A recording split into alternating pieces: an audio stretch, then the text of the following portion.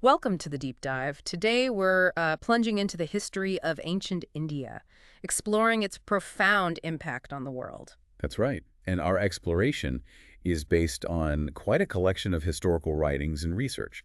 We're drawing insights from sources like William Dalrymple's The Golden Road, How Ancient India Transformed the World, among others. Okay, so the goal for this deep dive, what's our mission here? Well, we really want to uncover the most significant, maybe even surprising ways ancient Indian civilization shaped other parts of the globe. Revealing connections you might not expect, maybe? Dispelling some older ideas? Exactly. And offering some fresh perspectives on, the established historical narratives. And for you, the listener, who wants to get this knowledge quickly but thoroughly, we've tried to structure it, make it clear, engaging, hopefully packed with memorable stuff. Yeah, let's get into it. Right, where do we start? Baghdad, late 8th century. Yeah, let's start there. It's actually a fascinating focal point. This is where Indian mathematics and astronomy really make their way to the Abbasid court in a big way. And it wasn't just sort of random osmosis, was it? There was a specific group involved. Precisely. It was significantly driven by the Barmakids.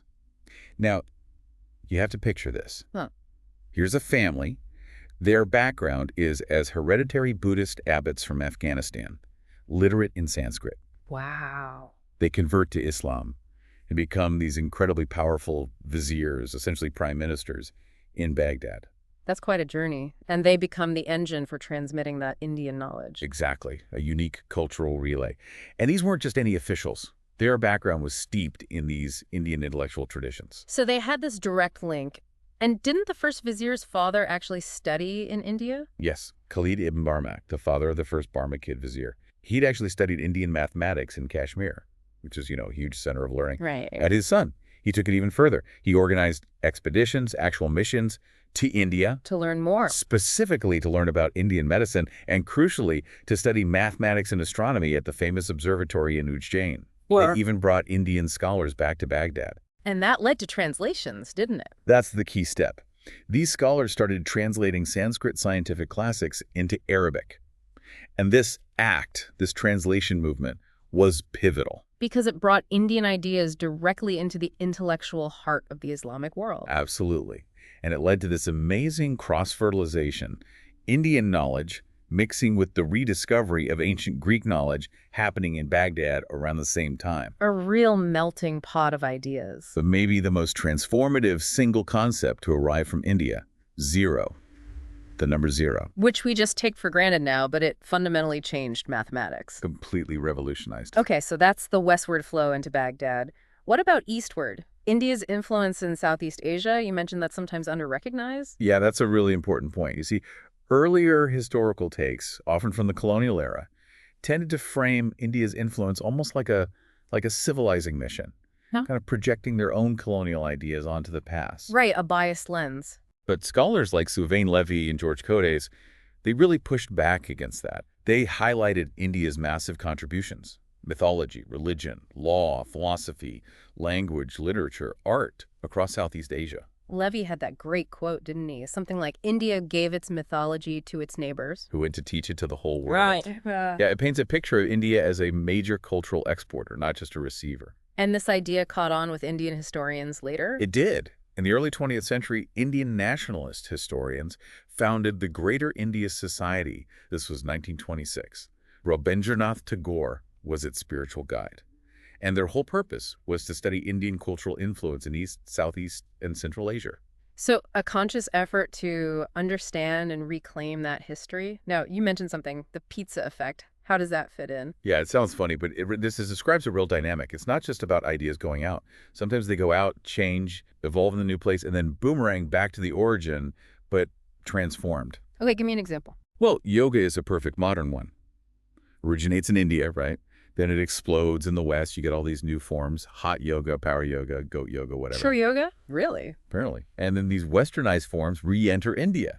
So the original thing comes back, but changed. That's fascinating. So culture isn't just a one-way broadcast. Not always. And we see it historically, too. Right. Like Mahayana Buddhism. It developed really unique forms in China and Tibet, forms that weren't actually dominant in India itself. But the sources do stress that the main flow between India and Southeast Asia specifically was overwhelmingly from India, right? That's a key point, yes. While India certainly adopted things from elsewhere like paper and gunpowder from China, eventually you don't really find Southeast Asian languages or architectural styles making a big impact in India. Hmm. And the inscriptions we find from Southeast Asians in India, they're almost always in Sanskrit, often recording grants made to famous Indian institutions like the Nalanda Monastery. So the evidence points pretty strongly in one direction for that exchange. For the most part, yes. Mm. Overwhelmingly so. Okay, let's shift gears a bit. The Silk Road. Usual picture, you know, the map with the line going across Asia. India often looks a bit peripheral. Right, like it's just sitting there, maybe receiving things, but the sources challenge that view, especially for the earlier periods. How so? Well, while the overland routes through Iran were super important later, especially during the Mongol Empire, that wasn't really the main story in the classical and early medieval times. Direct contact between, say, Rome and China was actually pretty limited back So then. the action was elsewhere. A lot of it was happening at sea. The maritime routes with India right in the middle were absolutely central. India was a major hub connecting east and west by sea, long before the overland Silk Road hit its peak. That definitely changes the mental map. Okay, let's rewind even further. Early encounters, the rise of Buddhism, Ajanta Caves. That rediscovery sounds like something out of a movie. It really does. 1819, Captain John Smith, a British officer, is out hunting tigers, and he just stumbles upon these caves, hidden for centuries. And inside, just breathtaking Buddhist art. An incredible window into the past. What did early Buddhism actually teach? What were the core ideas? Well, the Buddhist teaching really focused on the nature of suffering, dukkha, and how it's basically fueled by desire, craving, And how to stop it. through the Dharma, which wasn't some abstract philosophy, but a practical moral path, eightfold path. And crucially, the Buddha taught in the common language, Prakrit, not the elite Sanskrit of the Brahmins, so everyone could understand. Making it much more accessible, less hierarchical than the existing Brahminical system. Absolutely. He questioned the authority of the Vedas, the complex rituals, and said he emphasized things like love, kindness, compassion, nonviolence, meditation, self-discovery, much more personal. The sources mention something interesting about the Ajanta murals, though. This mix of monks and, well, worldly figures, dancing girls, princesses. Yeah, isn't that fascinating? It seems the artists, and perhaps the society then, didn't see this rigid wall between the sacred and the secular, or the monastic and the worldly. It's all depicted together. A very holistic view. And it wasn't just different kinds of people within India. The murals show an amazing international cast. Like who? You can identify Persians, Parthians, Scythians, Ethiopians, Egyptians, Greeks, Romans, all based on their distinct clothing, features, even hairstyle sometimes. Wow. So Ajanta wasn't just an isolated monastery. It was connected to this wider world. The art certainly suggests so. Even the pigments used point to international trade networks. Incredible. Let's talk about some historical figures. Chandragupta Maurya. He met Alexander the Great. Apparently so, according to Plutarch. Chandragupta was young then, but Plutarch says he later remarked that Alexander could have easily conquered more of India. Some later Jain texts even suggest Chandragupta kind of admired Alexander, wanted to emulate his conquests. And he might have even fought alongside Alexander against King Porus. That's what those later sources claim, yeah. It's debated, but possible. Regardless, Chandragupta went on to build his own massive empire, the Mauryan Empire. And his grandson, Ashoka, is hugely important for Buddhism. Immensely. Ashoka's conversion after the bloody Kalinga War is a real turning point in history. He saw the devastation and had a change of heart. A profound one. He renounced conquest by war, embraced nonviolence, dharma. He focused on respect, morality, tolerance, and he documented this all over his empire in his famous edicts carved on pillars and rocks. Tradition says it was seeing a calm young Buddhist monk that sparked his initial change. And his reign must have boosted Buddhist architecture, like those cave monasteries. Oh, absolutely. Places like Ajanta are classic examples. You see the development of specific spaces. The Chaitya Hall, this big congregational space for worship, usually focused on a stupa. The stupa representing the Buddha himself. Exactly, the living embodiment. And then the vihara, which were the living quarters for the monks. Simple, austere cells, but designed for study, meditation. And who was funding all this? It sounds like merchants played a big role. Yeah, they really did. There's tons of evidence and inscriptions in places like Ajanta, Sanchi, donations from traders, from craft guilds. Well, at Sanchi, one of the huge gateway pillars was actually donated by the Guild of Ivory Carvers from a nearby town. Wow. And the coastal caves near Mumbai, Kanahari, You find these beautiful sculptures of Avalokitesvara, the Bodhisattva of compassion, depicted specifically as a protector of travelers and merchants on dangerous sea voyages. So a kind of symbiotic relationship, merchants support the monasteries, maybe the Buddhist ethics help foster trust for trade. Seems very likely. And we know the Port of Kalyan near Kanheri was a huge export center for Indian textiles. Some were even woven by Buddhist nuns, apparently. And these textiles traveled far, How far? all the way to Egypt. What's amazing is that the exact types of textiles depicted in the Ajanta murals have been found in archaeological digs in Roman Egypt. That really brings the connection home. Speaking of Egypt, let's talk more about that Indo-Roman trade. Those papyrus finds at Oxyrhynchus sound amazing. Oh, they're incredible. Basically, ancient garbage dumps preserve these documents, and among them, fragments of a loan contract, a customs declaration, detailing a specific cargo shipped from Muziris, a port in Kerala, India, all the way to Berenike on the Red Sea coast of Egypt. And what was in the cargo? Pepper, ivory, fine textiles. The documents list the value, and it's extraordinarily high. It just shows how valuable these Indian goods were in the Roman market. But it wasn't easy for Roman merchants, was it? There was competition. Definitely not easy. We have this fantastic text, the Periplus Maris Erythrae, basically a sailor's guide to the Indian Ocean from the 1st century CE, and it makes it clear Roman traders faced fierce competition, especially from Sasanian Persians and the Ethiopians from the Kingdom of Axum. Axum, that's modern Ethiopia and Eritrea. Roughly, yes, a major power back then. And we even see this reflected in Indian art. Where? At the Great Stupa of Amaravati down in Andhra Pradesh, there are these sculptures showing very elegant, clearly African envoys, presumably from Axum, presenting gifts like ivory tusks to an Indian king. Visual proof of these connections. And other proof, too, Kushan coins from the empire ruling northern India and Central Asia have actually been found in the ruins of an ancient Ethiopian monastery. Just linking everything together. Now, the sources also mention early Christianity in India. Yes, by the mid-6th century, another traveler, Cosmas Indicoplistes, an Egyptian merchant turned monk, he wrote about finding well-established Christian communities along the Kerala coast, near Mumbai, even in Sri Lanka. They were connected to the Church of the East, based in Persia. And the legend of St. Thomas the Apostle coming to India. That story was already quite old and widespread by Cosmas's time. St. Ephrem wrote about it back in the 4th century. And by the 6th century, Gregory of Tours, a bishop in France, recorded meeting a monk who claimed he'd actually visited St. Thomas's tomb in India. So the tradition was certainly strong. Fascinating layers of history. Let's shift focus again, maybe northwards, to the Kushan Empire. They seem important for Buddhism's evolution. Hugely important. The Kushans were originally nomadic people. The Yuezhi, who migrated south into Afghanistan and northern India around 160 BCE, they defeated the Bactrian Greeks who were ruling there. And under their rule, Buddhist art really changes. How so? Well, early Gandharan art from the Kushan period shows some of the first or earliest surviving images of the Buddha in human form, like a famous sculpture of him setting in motion the wheel of law. Very unique iconography for the time. And then the influence from Rome starts coming in via the sea trade. Exactly. Once that monsoon-driven sea route between Rome and Egypt and India opens up after 31 BCE, you start seeing Gandharan Buddhist art becoming increasingly, well, Roman-looking. Like the Beimeran reliquary. That's a perfect example. Yeah. It's this small gold box, likely containing relics, and it shows the Buddha looking quite Hellenistic, almost like Apollo, flanked by the Hindu gods Brahma and Indra, who are wearing Roman togas. Wow, talk about cultural fusion. Right, and it's during this Kushan period, in this cosmopolitan environment, that Mahayana Buddhism really emerges and takes shape. What was different about Mahayana? Well, a key difference was its offer of salvation, enlightenment, not just for monks and nuns, but for all beings. It had bodhisattvas, these compassionate figures who delayed their own enlightenment to help others.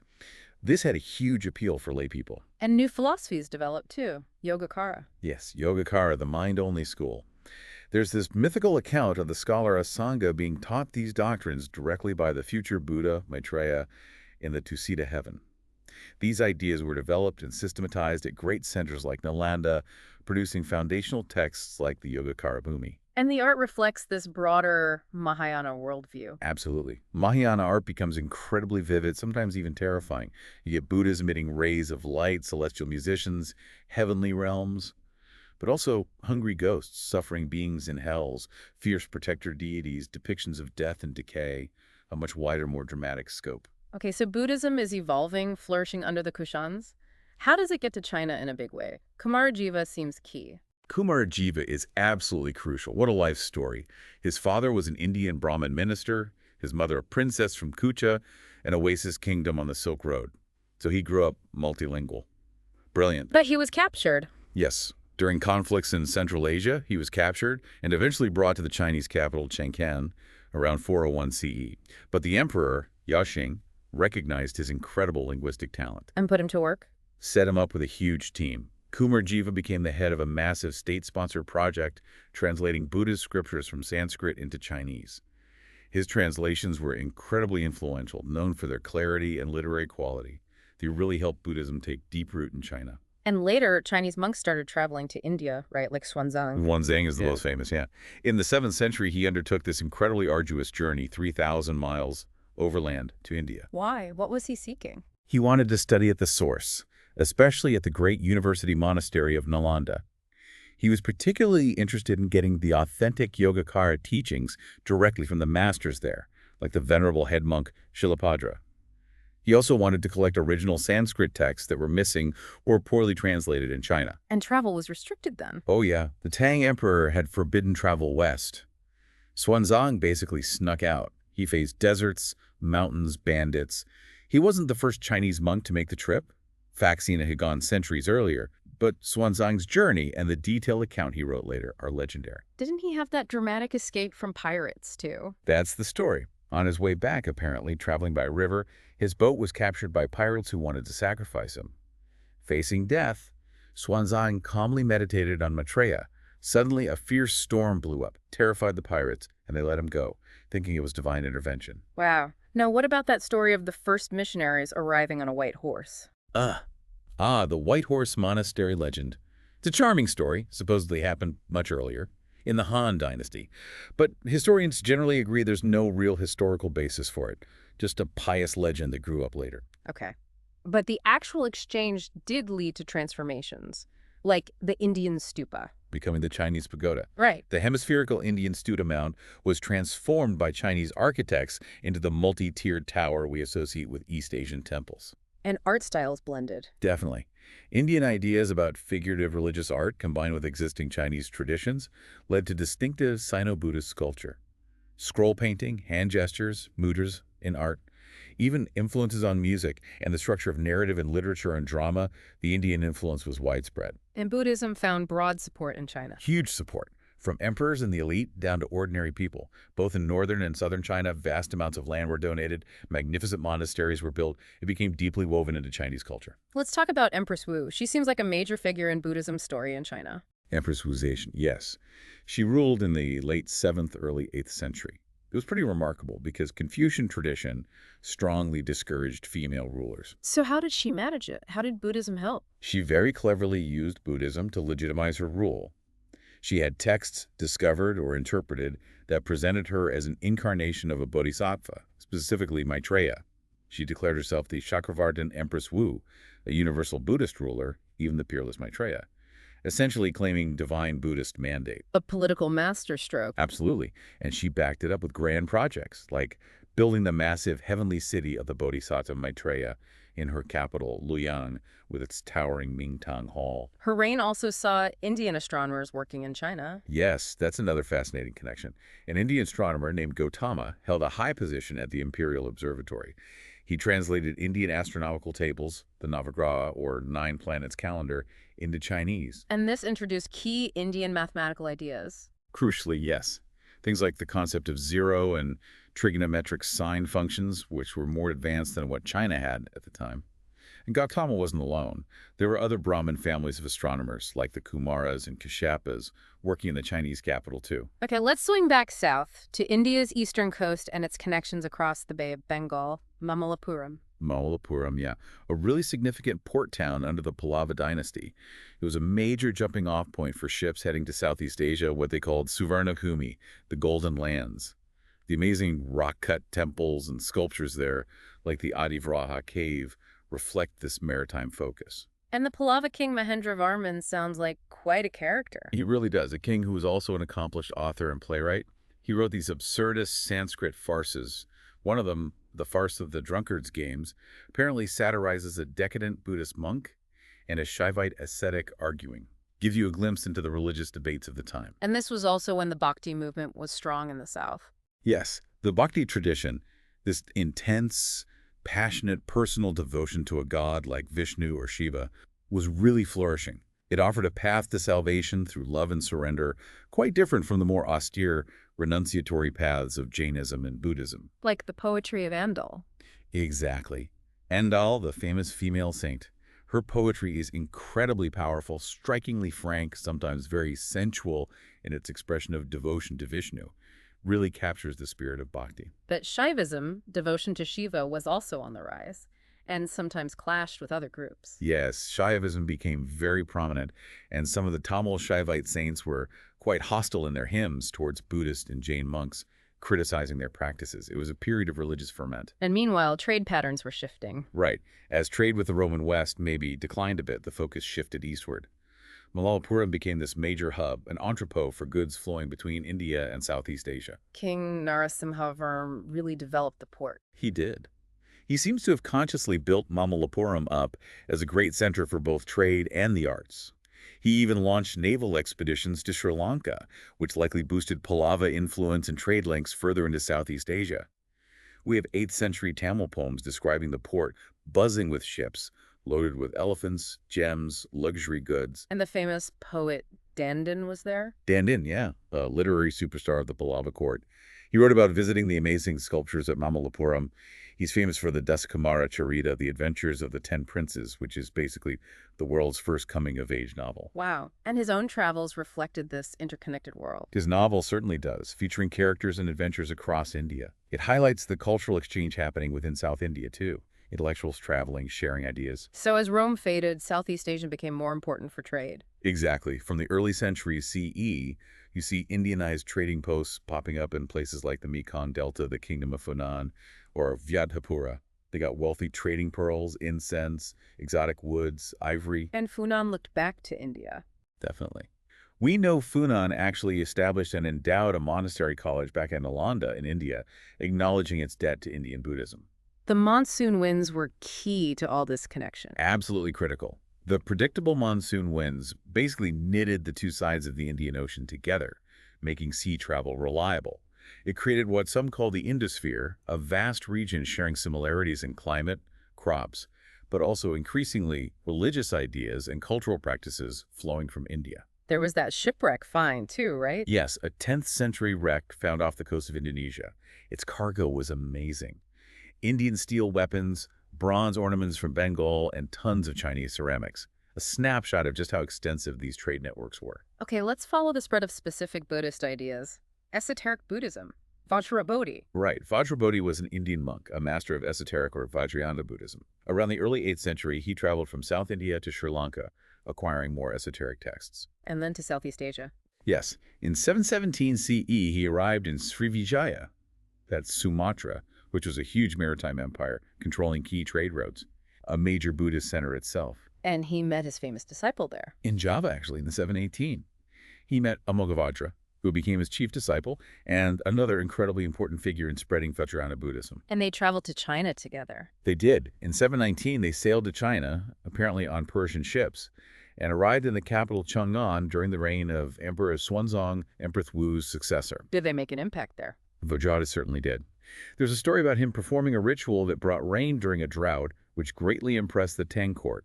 Both he and Amoghavajra became influential teachers of esoteric Buddhism in China. And does this connect to Borobudur, that huge monument in Java? It's strongly suspected.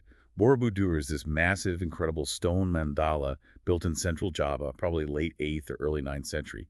Its intricate narrative panels illustrate Mahayana and Vajrayana philosophy. Who built it? That's the mystery.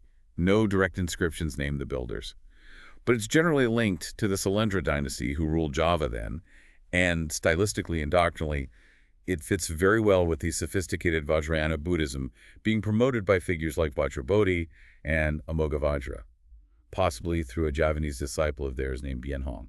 So Buddhism spreading and evolving, but Hinduism was also hugely influential in Southeast Asia, right? Angkor. Oh, profoundly. You go to Cambodia, places like Kabul, Spain, the River of a Thousand Lingas, where the riverbed itself is carved with Hindu symbols and inscriptions flowing down towards Angkor. It's clear evidence. How did Hindu influence spread? Learned Brahmins traveled from India to Southeast Asia. They brought the great epics, the Mahabharata and Ramayana, Sanskrit literature, mythologies, theological ideas, texts on how to build temples and make sculptures, the Shilpa Shastras, even texts on dance and drama, the Natashastra. The epics were particularly big. Immense. The Mahabharata and Ramayana had a truly profound and lasting impact on the art, theater, dance, literature, and court culture of practically all of Southeast Asia, right up to the present day. They even started renaming local mountains and rivers with names from the epics. And local rulers adopted Indian ways. Yes, they adopted Indic names, Sanskrit titles like Maharaja, King of Kings. We see that even in Laos. They sponsored Brahmin priests, built temples. But it seems to have been overwhelmingly a voluntary process, local elites adopting Indian culture because it offered prestige, powerful ideologies, sophisticated art forms, not conquest. Sanskrit was important here too. Hugely important. The oldest known inscription in Java, from around 500 CE, praises the local Raja Purnavarman in flawless, high-flown Sanskrit verse, portraying him almost like an avatar of Vishnu.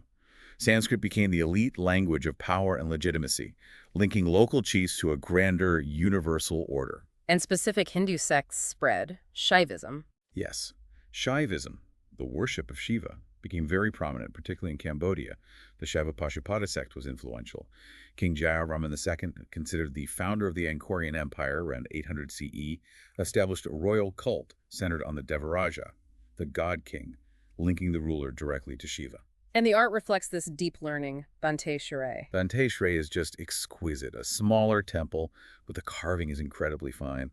And the inscriptions there, probably linked to the king's learned Brahmin tutor, Yajnavaraka, actually mentioned the specific Sanskrit texts that were being read in 10th century Cambodia Puranas, philosophical texts, epics. It even suggests the temple housed personal libraries. Libraries in 10th century Cambodia. Yeah, remarkably, there seem to be more mentions of libraries and manuscript production in inscriptions from Cambodia during this period than we have from contemporary India itself. It shows an incredible level of Sanskrit erudition. And Angkor Wat itself. Angkor Wat is the ultimate expression. Built in the 12th century, dedicated to Vishnu. It's a massive stone mandala, a replica of the cosmic Mount Meru, aligned with complex cosmological and astronomical principles. And the reliefs depict Indian stories. Miles of them. Vast narrative reliefs showing scenes from the Mahabharata, like the Battle of Kurukshetra, the Ramayana, Puranic myths. The Khmer kings clearly saw themselves and their kingdom as part of this grand Indic mythological world. An incredible absorption and transformation of Indian culture. Okay, let's swing back west again. We talked about arts moving east, but you mentioned practical ideas moving west. That's the fascinating contrast. Yeah. While it was largely religion, philosophy, literature, and art flowing east, what traveled west and had arguably an even more revolutionary global impact were India's practical innovations. Numbers, specifically the decimal place value system, the concept of zero, and the calculation methods, the algorithm. Arriving in Europe when These ideas, having traveled through Baghdad, started reaching Spain and Italy, mainly through the Arab world. Around the 11th and 13th centuries, roughly the same time Angkor Wat was being built. And the impact was huge. Transformative. It fundamentally changed mathematics, which underpinned advances in science, accounting, navigation, engineering, everything. You could argue it was a key factor that eventually contributed to Europe's later scientific and commercial dominance over Asia. What were the key Indian sources for this math? Aryabhata. Aryabhata's Aryabhatiya, from the late 5th century CE, is a landmark. It's this concise Sanskrit text covering arithmetic, algebra, plane and spherical trigonometry, astronomy. It gives a remarkably accurate value for pi, calculates the length of the solar year with amazing precision. And there were other early texts, the Bakshali manuscript. Right, the Bakshali manuscript. It's older, maybe 7th century or even earlier, written on birch bark, found near Peshawar. It shows sophisticated calculations like square roots, and importantly, it uses a dot symbol as a placeholder, a clear precursor to the fully developed concept of zero. So, back to Baghdad and the Barmakids. They were central to this westward transmission, too. Absolutely central. We mentioned their role in translating Sanskrit texts, but their patronage was much broader. They were key figures in Baghdad's golden age of learning. They translated Greek works, too. Yes, hugely important. They commissioned translations not just from Sanskrit, but also from Greek, bringing the works of Euclid, Galen, Hippocrates, Aristotle, Dioscorides into Arabic. The Caliph himself, Al-Mansur, was personally invested in acquiring and translating Greek science. So Baghdad was this incredible hub gathering knowledge from both India and Greece. Exactly. The Barmakids continued collecting Sanskrit manuscripts on medicine, pharmacology, astrology, even statecraft. Arab scholars initially really looked to Indian astronomers and Sanskrit texts. This whole period under the Barmakids is sometimes called the Indian phase of early Islam because the Indian influence was so strong then. And Jafar al-Barmak was famous, even appears in the Arabian Nights. He does. Jafar was the close friend and vizier of the famous Caliph Harun al-Rashid. He was incredibly powerful, influential, even a trendsetter in Baghdadi fashion, apparently. But it ended badly for them. Tragically and dramatically. Harun al-Rashid eventually turned against them, had Jafar executed, imprisoned the rest of the family, confiscated their wealth. The reasons are still debated, but their fall was sudden and complete. But the knowledge they helped gather lived on. How did it get to Europe? Al-Andalus? Sicily? Yes, those are the key conduits. When Christian kingdoms started reconquering parts of Muslim Spain, Al-Andalus, from the late 11th century onwards, the fall of Toledo in 1085 was a major moment. They gained access to the rich libraries there. Libraries full of Arabic translations of Greek works and these Indian mathematical ideas. Exactly. It wasn't always a violent takeover. The transfer of Toledo was relatively peaceful, and the libraries were preserved. Toledo became this incredible center for translation from Arabic into Latin. Like the blind men and the elephant parable you mentioned earlier, Europeans getting pieces of this knowledge. Kind of like that, yeah. A piecemeal discovery, but utterly transformative. You had scholars flocking to Toledo, people like Gerard of Cremona, Khalid the Mozarab, later Adelard of Bath, who traveled widely.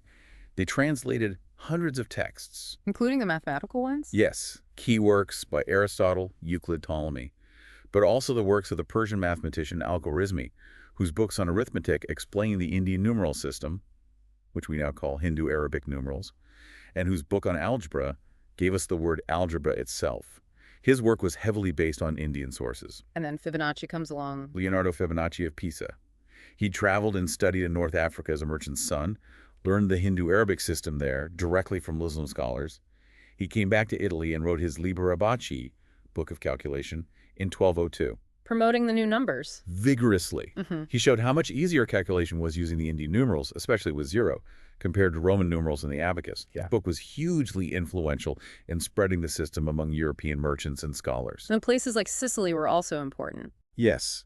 Norman Sicily, especially under rulers like Emperor Frederick II in the 13th century, was another multicultural hub where Christian, Muslim, and Jewish scholars interacted, translating texts, exchanging ideas.